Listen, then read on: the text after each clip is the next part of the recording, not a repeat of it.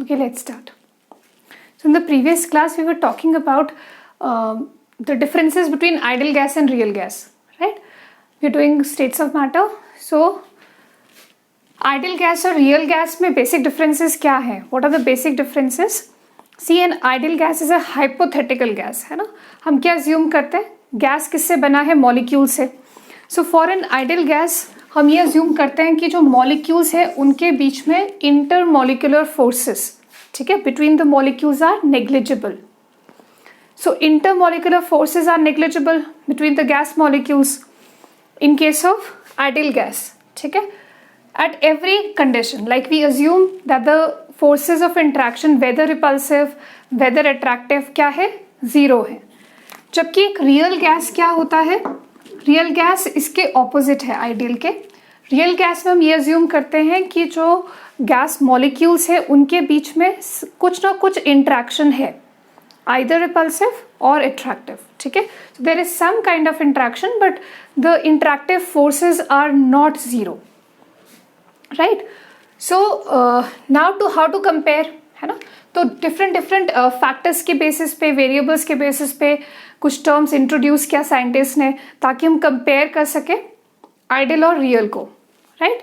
तो one of the terms introduced was compressibility factor.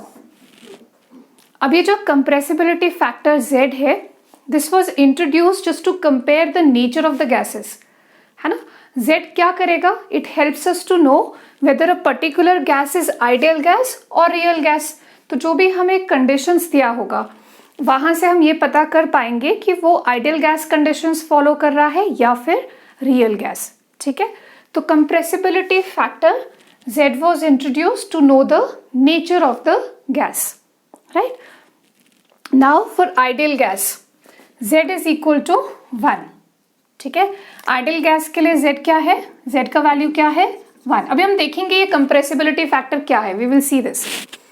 But the value of Z for an ideal gas is taken as 1.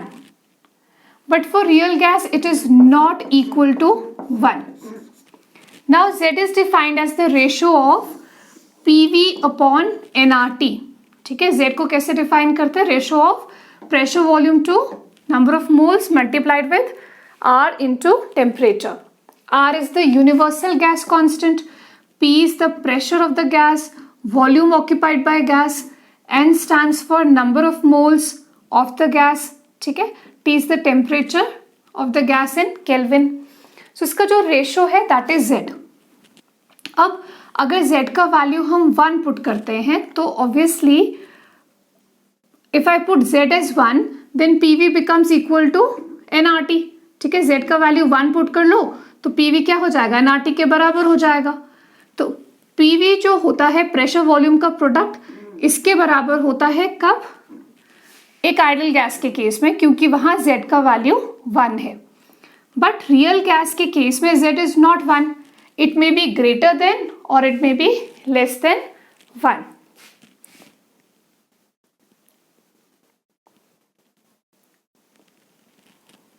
Okay.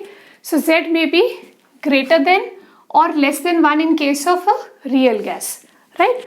अब suppose ये greater than 1 है, suppose it is 2, तो then PV will not be equal to nRT. PV will be 2 times nRT, ठीक है. So PV is not equal to nRT in case of a real gas because Z is not 1. It may be greater, it may be less than 1 for a real gas, right? Now ये Z greater than या less than 1 किसके लिए है? Real gases के लिए, ठीक है.